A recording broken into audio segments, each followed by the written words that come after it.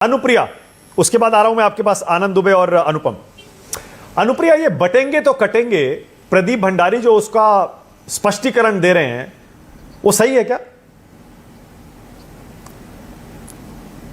मानक जी, मुझे लगता है कि बीजेपी के प्रवक्ता ने अपनी बातों को रख दिया कि किस परिस्थिति में और क्या किस संदर्भ में उत्तर प्रदेश के माननीय मुख्यमंत्री जी ने इन बातों को कहा है।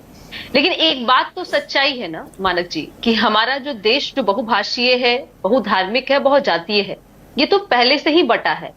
और ये बंटवारा भी है कि जिसमें सामाजिक और सामाजिक आर्थिक दृष्टिकोण से हम देश के कई जाति कई धर्म बटे हैं, और तभी तो संवैधानिक रूप से हमें रिजर्वेशन मिलता है, क्योंकि हम देश का जो संविधान है और संविधान के जो इजाजत देता है कि सभी का विकास होना चाहिए, और जो विकास की मुख्य धारा से जुड़ नहीं पाए हैं उनको जोड़ने के रिजर्वेशन के सिस्टम।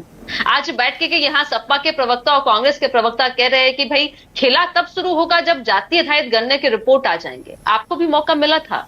कांग्रेस जो आज कह रही है कि हमने करवाया था, करवाया, आपने रिपोर्ट नहीं पब्लिश किया। आज आप 2024 के जब लोकसभा चुनाव में आपने मैनिफेस्टो में शामिल कर दिया, ये क्यों हुआ? ये समझने की बात है कि आज पूरे देश में माननीय मुख्यमंत्री नीतीश कुमार जी ने जो अपनी इच्छा शक्ति से, क्योंकि ये सबको पता है कि जिस तरह से जाति आधारित गणना कराने का अधिकार केंद्र सरकार को है, लेकिन बिहार की सरकार ने कहा कि नहीं, हमें जानना है कि क्या अब तक देश इतनी आजादी के इतने वर्षों के बाद भी क्या देश में अभी भी बिहार में वैसी जातियां हैं कि जिनको विकास की मुख्य धारा से जुड़ नहीं पाए हैं, उन्हें अभी भी आर्थिक रूप से, सामाजिक रूप से, राजनीतिक रूप से इनके जोड़ने की जरूरत है।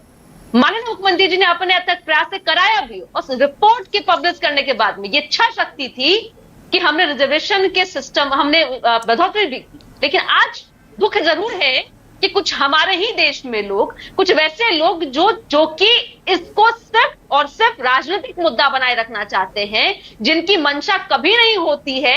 अगर मंशा होती मानक जी, तो मैं कांग्रेस के प्रवक्ता से पूछती हूँ, आपकी अभी भी राज्य में कई जगह पे सरकारें हैं, क्यों नहीं करवा देते आप?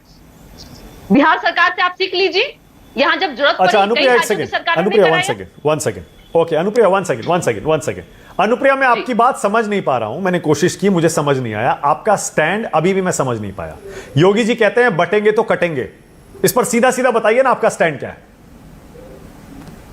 मैंने कहा इस बात पे मानक जी कि यहाँ पे बीजेपी के प्रवक्ता ने, उन्होंने बताया किस संदर्भ में योगी जी ने कहा, यह उनका अपना वक्तव्य है। लेकिन मैं जनता दल यूनाइटेड के रूप में मैं आपसे अपनी बात कर रही हूँ कि मुझे उस विवाद में ही नहीं पड़ना।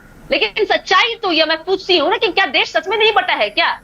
आप उठ के देखिए मानक जी, सड़क पर निकलिए, आप देखिए कई लोग ऐसे हैं जिनको 2 वक्त का खाना नहीं मिल पाता है, जिनके पास में नौकरी नहीं है, जिनकी जातियों का कोई प्रतिनिधित्व नहीं कर रहा हो, तो उनके प्रतिनिधित्व करने के लिए सामाजिक रूप से, राजनीतिक रूप से आपको रिजर्वेशन देने की जरूरत पड़ती है कि नहीं पड़ती है? आज भी पड़ रहा है। और बिहार की जब हमने जो आधारित जनगणना कराया, जो रिपोर्ट सामने आई, बहुत दुखद था। ओके, बहुत बढ़िया, बहुत बढ़िया, सरकार बहुत ही बढ़िया। परिवारों को अनुप्रिया, आपने दूसरी बार अनुप्रिया आपने जब दूसरी बार ये बात कही ना, जब आपने दूसरी बार ये बात कही, मैं समझ गया। यानी आप सहमत नहीं हैं बटेंगे तो कटेंगे के योगी जी के बयान से। आपने कहा देश तो पहले ही बटा हुआ है, इसीलिए तो आरक्षण है, इसीलिए जातिगत जनगणना आपने कराई है। यानी योगी जी गलत कह रहे हैं, बंटने के बाद कटने की कोई खतरा नहीं है कटने का, यही है ना मतलब? देखिए, अब आप मुझे बार बार उसी स्टेटमेंट पे रोकेंगे मानक जी, तो मैं आपको थोड़ा समझा दूं। इतिहास से हमें सीखनी चाहिए, और इतिहास के पन्ने में अगर कोई चीज निर्गित है और लिखा है तो हमें देखना चाहिए कि डिवाइड एंड रूल पॉलिसी देश में अपनाया गया था। और आप जब आपस में बटेंगे, उन्होंने कहा राष्ट्र पहले है, और हम ये भी कहते हैं कि राष्ट्र पहले है, राष्ट्र की बात करेंगे।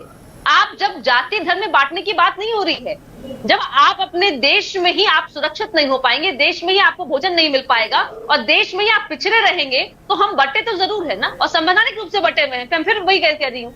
लेकिन जब सुरक्षा की बात हो रही, राष्ट्र की बात हो रही, सभी को एक होना पड़ेगा, और हमें देखना होगा कि कौन सिर्फ अपने राजनीतिक फैसले के लिए, अपने राजनीतिक साधने, ठीक है। ओके, आनंद दुबे, उसके बाद अनुपम मिश्रा। आनंद दुबे, एक लास्ट मैं कहूंगी, एक लास्ट में मानक जी, कि जो पारिवारिक पार्टियां हैं, जिनके लिए रिजर्वेशन परिवार को बढ़ाना होता है, जिनके लिए अगर मौका मिले तो परिवार की संपत्ति बढ़ाना है। मैं थोड़ा आपको एक आंकड़ा पेश कर दूं कि बिहार में जिससे जाति आधारित जनगणना हुई, जिसमें बिहार के ही प्रमुख दल है आरजेडी, उसका पटना में है, इत्तेफाक से मानक जी, पटना में सिर्फ उस परिवार की संपत्ति इतनी है कि बिहार पटना के सबसे बड़े अगर जमींदार कोई है तो लालू परिवार है।